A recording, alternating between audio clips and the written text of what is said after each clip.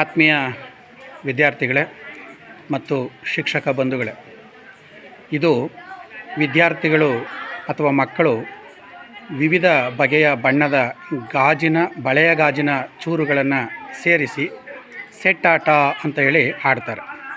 ಅದೇ ಸೆಟ್ ಆಟವನ್ನು ನಾನು ವಿದ್ಯಾರ್ಥಿಗಳಲ್ಲಿ ಸಂತಸದಾಯಕ ಕಲಿಕೆಯನ್ನು ಉಂಟು ಮಾಡುವಂತಹ ಉದ್ದೇಶದಿಂದ ಕವಿ ಪರಿಚಯಗಳನ್ನು ಕೂಡಿಸಿ ಅವರಲ್ಲಿ ಕಲಿಕೆಯನ್ನು ಉಂಟು ಮಾಡುವ ಉದ್ದೇಶದಿಂದ ಈ ಕವಿಯ ಸೆಟ್ ಆಟವನ್ನು ಪರಿಚಯಿಸ್ತಾ ಇದ್ದೇನೆ. ವಾರ್ಷಿಕ ಪರೀಕ್ಷೆಯಲ್ಲಿ 6 ಅಂಕಗಳಿಗೆ ಇಬ್ಬರು, ಒಬ್ಬ ಕವಿ ಮತ್ತು ಒಬ್ಬ ಸಾಹಿತಿಯ ಪರಿಚಯವನ್ನು ಕೇಳ್ತಾರೆ. ಅದಕ್ಕೆ ಈ ಆಟವನ್ನು ಆಡಿಸೋದ್ರಿಂದ ಆ ವಿದ್ಯಾರ್ಥಿಗಳಲ್ಲಿ ಉತ್ತಮವಾದ ಕಲಿಕೆ ಆಗ್ತದೆ ಅನ್ನುವಂತಹದ್ದು ನನ್ನ ಭಾವನೆ. ಹಾಗಾಗಿ ನಮ್ಮ ಶಾಲೆಯ ವಿದ್ಯಾರ್ಥಿಗಳು ಆಡ್ತಾ ಇರ್ತಕ್ಕಂಥ ಈ ಆಟವನ್ನು ನಾನು ನಿಮಗೆ ವಿಡಿಯೋದ ಮೂಲಕ ಪರಿಚಯಿಸ್ತಾ ಇದ್ದೇನೆ. ಪಾಸ್ ಮಾಡಿ, ಒಬ್ರಿಗೊಬ್ಬರು ಪಾಸ್ ಮಾಡ್ತಾ ಹೋಗಿ. ಒಂದು ಚೀಟಿಯಲ್ಲಿ ಕವಿಯ ಕಾಲವನ್ನು ಬರೆಯಲಾಗಿದೆ, ಇನ್ನೊಂದು ಚೀಟಿಯಲ್ಲಿ ಕವಿಯ ಸ್ಥಳವನ್ನು, ಮತ್ತೊಂದು ಚೀಟಿಯಲ್ಲಿ ಅವರ ಕೃತಿಗಳನ್ನು, ಮಗದೊಂದು ಚೀಟಿಯಲ್ಲಿ ಅವರ ಪ್ರಶಸ್ತಿಗಳನ್ನು ಬರೆಯಲಾಗಿದೆ. ಯಾರ ಬಳಿಯಲ್ಲಿ ಒಬ್ಬ ಕವಿಯ ಅಥವಾ ಒಬ್ಬ ಸಾಹಿತಿಯ ಈ 4 ಅಂತ ಹೇಳಿದ್ರೆ ಕಾಲ, ಸ್ಥಳ, ಕೃತಿಗಳು, ಪ್ರಶಸ್ತಿಗಳು ಯಾರು ಜೋಡಿಸ್ತಾರೋ ಅವರು ಈ ಆಟದಲ್ಲಿ ಗೆದ್ದ ಹಾಗೆ.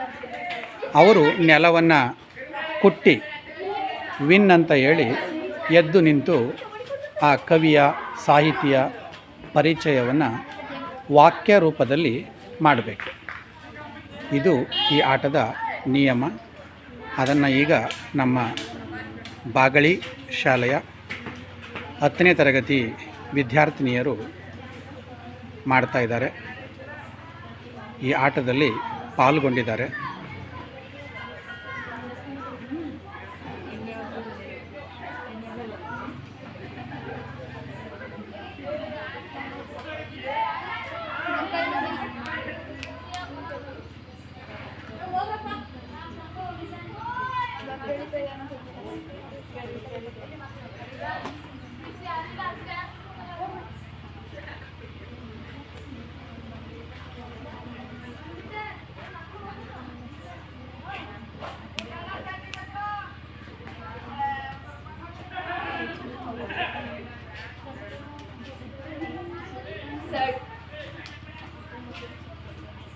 ಈಗ ಸಂಧ್ಯಾ ಎಂಬ ವಿದ್ಯಾರ್ಥಿನಿ ಸೆಟ್ ಅಂತ ಹೇಳಿದಾಳೆ. ಅವಳು ಈ ಆಟದಲ್ಲಿ ಗೆದ್ದಂಗೆ.